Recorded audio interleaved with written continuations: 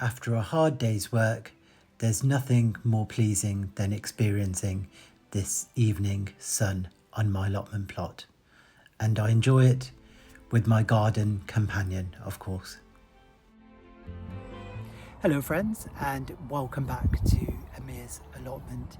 As a keen gardener, I'm always inspired by flowers, people's gardens, places that I visit. In this case, I've not had to go far. This wildflower meadow behind me is outside my office in Bristol, and the groundspeople this year decided to turn this grass patch behind me into this wildflower meadow.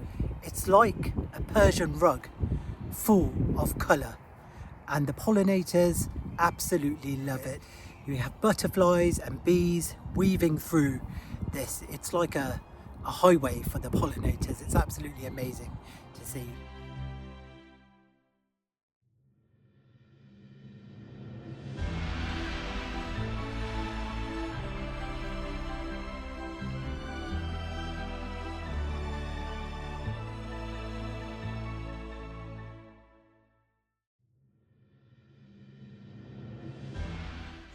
In this episode, we can take a look at the progress in my garden at home, and now that the ground is warming up, things are starting to flourish on my allotment plot.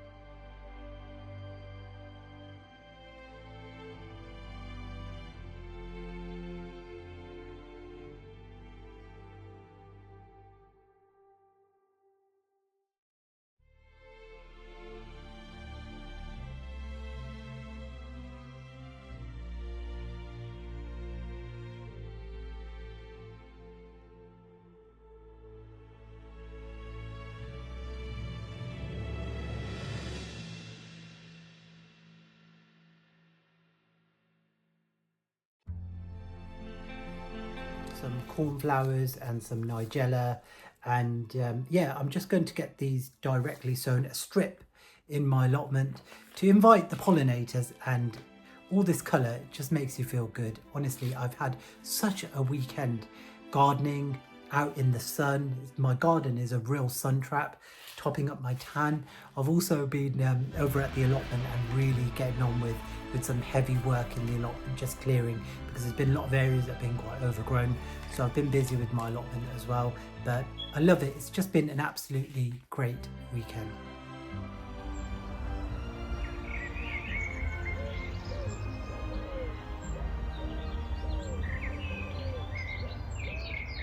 It has been a real privilege that this blue tip pair decided to raise their young on my allotment plot. I can't believe these 3 chicks have grown up so fast, and it's only a matter of days now when they're going to leave us for new adventures. I will really miss them.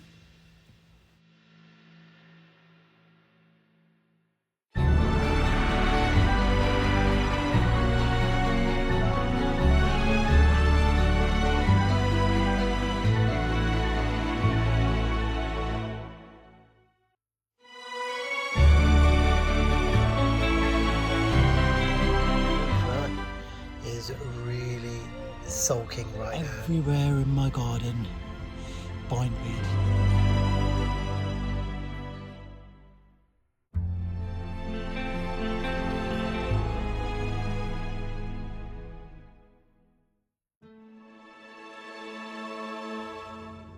We've even got some cucumbers that I hope will climb up here, and the coriander is doing really well as well. So I like the fact that I sowed them directly in this soil using the muffin pan, and so they've come up in these little bunches, so I can harvest these bunches as and when I need them, and that is really handy. And so yes, we've got some lovely coriander growing really well, more onions here, doing really well, and some more coriander. And then at the back there we've got all our okra, which is doing really well. And take a look at this. Do you remember the gladioli that I planted? Well, it's already coming up. It's brilliant. I just love how fast gladioli grows here. Almost as fast as the bindweed. I need to tackle some of that. This okra plant is doing really well here. They're starting to put on some size now, and that is really nice. Got some more okra there as well, ready to eventually plant out in some of these beds. So that's what the plan ultimately is. In this bed, what I have done is I have bought some shop bought chili peppers and an aubergine, a couple of aubergine plants as well, which I've put in here. The rest of the things I have sown, including the lettuce, and we also sowed the courgettes there, which are both planted out, and they're doing really well. In fact, we've got our first courgette that is almost ready to harvest. Just here, take a look. That's brilliant. So yeah, more bindweed. See, I told you it literally is just coming out all over the place in my garden. It really just drives me mad. So where there's space, I've been trying to squeeze everything into this bed. Look, I've even spotted some bindweed that's pretending to be beetroot. Look at that. That is not a beetroot. That is bindweed. Look at this. I've got, see, that's just the tip of it, but there, look at that. It's just everywhere in my garden, bindweed. And you have to get it when you see it, because otherwise it grows super fast. Look at that. Crazy. And it can even pretend to look like beetroot. Crafty. Anyway, the reason why I'm here is where this cardboard is. I'm going to squeeze a row of carrots in here, and the ones that I'm going to grow are these red carrots. They look great, so I'm hoping to squeeze a nice row of these carrots just down here. So here we go, guys. It's going to get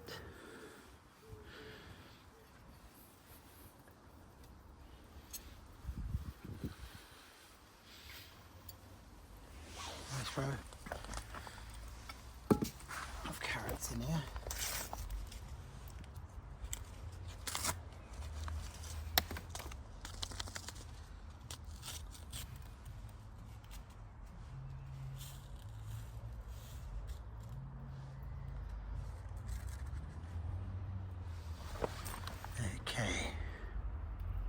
Decent bit of carrots in this pack, which is great.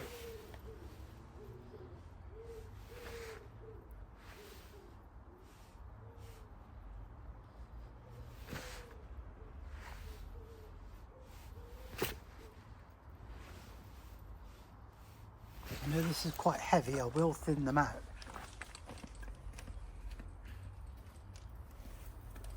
But we'll start off with sowing them quite densely for now.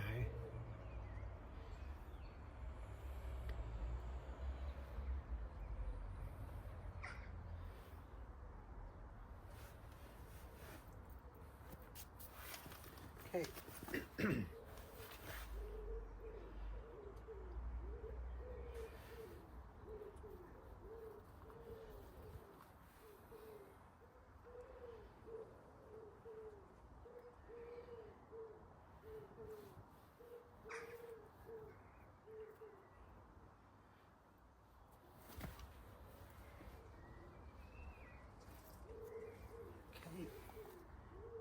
It's rained so much, but I'm just going to give these a water because we need to keep them moistened. So I'll just grab a watering can.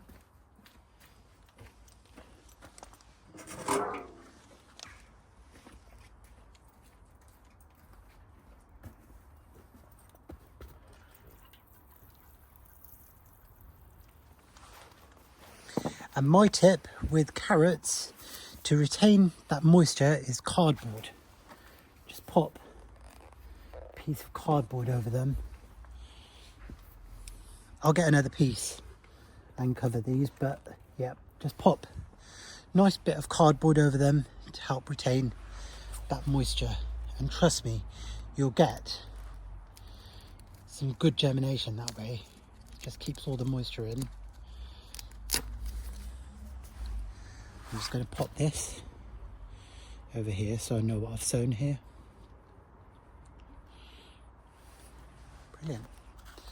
So those are the carrots that are in Malbec F1, vibrant red roots with exceptional flavour. As I was taking a wander around Malvern, I was getting so much inspiration from many gardens, and one thing that did come to my mind straight away is I don't plant enough grasses in my garden. You can get some really nice grasses, and especially over here where I've got my banana trees, to try and get that sort of tropical influence. Look at that grass. It's called Imperator Red Baron, and this is just such a lovely grass. It grows green and then it gets these red tips, and yeah, it looks really lovely. So I'm going to get this in my garden today because I absolutely love it. I think it's just such a lovely plant, and it's so vivid as well, and striking. I think this particular variety can grow up to around 60 centimeters, so it's lovely. I love it. I bought it from a local garden centre and I can't wait to get this in. I really like the look of this acanthus, and it's called Whitewater. Acanthus Whitewater. Look at those flowers, those white flowers with the pink tinge, but what really struck me right now at the moment is these variegated leaves. I absolutely love them. I've never seen an acanthus with these type of variegated leaves, and when I spotted this in the garden centre I thought, you are coming home and you are going to live in my garden forever. So yeah, really excited to get these planted in my garden. So over here in front of this dwarf crocosmia, planted a nice hole for this grass, and we'll get it in just here.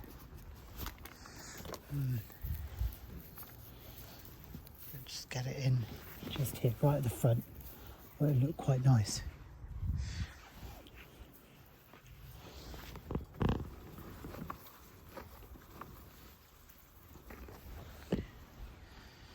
I think it looks perfect just here in front of this crocosmia, and behind this we'll have the red hot pokers, so I think the colour would go really well. I've also got this red velvet canna that's coming through as well, so yeah, I think this will look good here.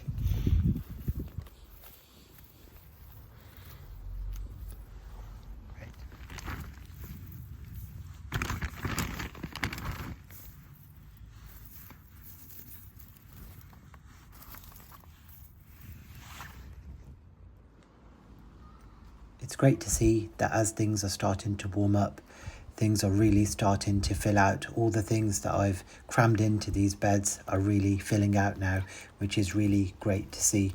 One thing that I'm really impressed with as well is the garlic in this bed at the end. I wasn't really expecting much, but it really is putting on some height. So let's just see what happens. It is a bit of an experiment.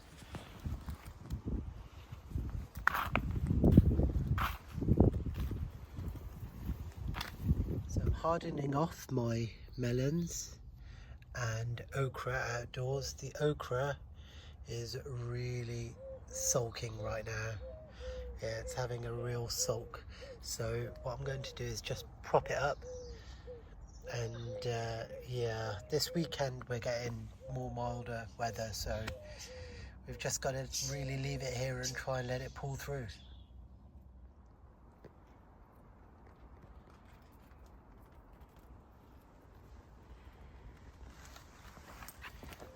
Take a look at my okra. It's looking strong. I was really worried about all this rain because it's been sulking for ages, but I think it's appreciating things. seems to be doing all right still. And I'm really behind on a lot of things, and I decided I really need to pot on my okra. So let me show you what I'm up to.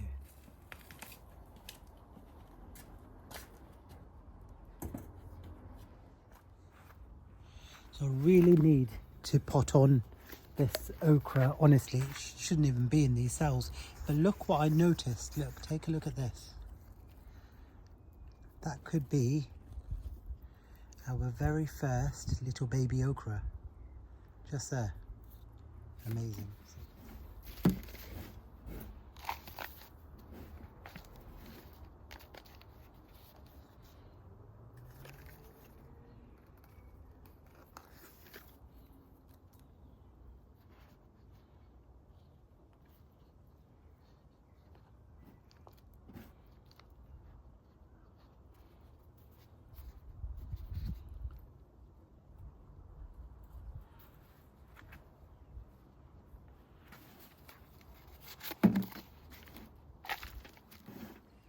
I'm over at the allotment plot, and isn't this behind me the perfect site? It's such a beautiful evening on the allotment. Anyway, while I'm here, let me show you around my plot. Right here at the front of my plot are my strawberries, and they're doing really well. Let me show you. So we've got quite a few that are now starting to ripen, and yeah, it's lovely. I know some people ask me, why do I not cover my strawberries? Well, the answer is I've got such a large bed of strawberries here that I really don't mind sharing with nature. And to be honest, the past couple of years, the birds have not bothered with them at all. It's not the birds, it's usually the slugs, and that's because, especially this year, I need to mulch this area with some more straw just to keep the strawberries off the ground, because usually the more straw that I put, the better. The slugs don't even get to them. But yeah, lots of lovely strawberries here that are doing well. And then I've got my earlies. These are my first earlies. My potatoes, and then a whole row of gladioli. On this side here, I'm going to get my main crop. And then over this side, I used to have a structure here with my raspberries, but it was getting really tired and started to fall apart, and the raspberries really were not thriving here, so I've removed all of them, just put some picket fencing across here. And what I've done is I've planted my outdoor tomatoes, and take a look at these. They are doing really well. It's a variety I always use, and it's Gardener's Delight. I just find they're perfect for an outdoor tomato. Haven't put supports in just yet because my plot neighbour recommended let them get a bit strong and expose them to some of the elements, and then as they get nice and strong, as they grow taller, then I can put my supports in. Just want to show you this again. Just take a look at that beautiful sky.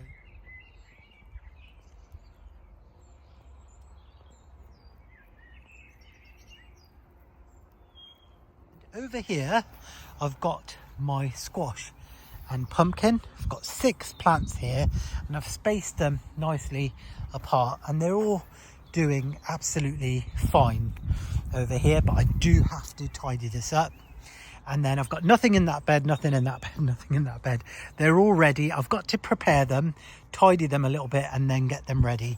But over here, as you can see, I've got my garlic. And what do you think of my garlic? Honestly, it has really impressed me this year. See, when I neglect the plot a little bit and don't give them much attention, I get the best garlic I've probably ever had. They're looking absolutely great, nice and strong.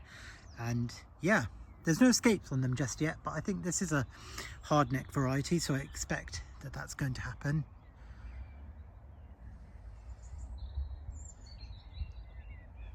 Take a look at these Jerusalem artichokes. They're doing really well in that tub.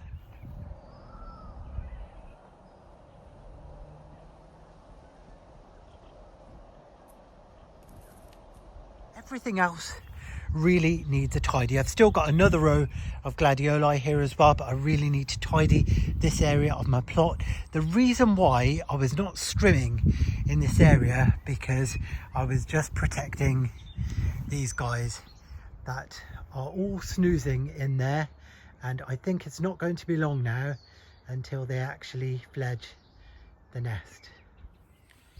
Thank you for joining me, friends. I hope you've enjoyed this one. It's a perfect evening on my allotment, so it's lovely to end the show on this lovely backdrop.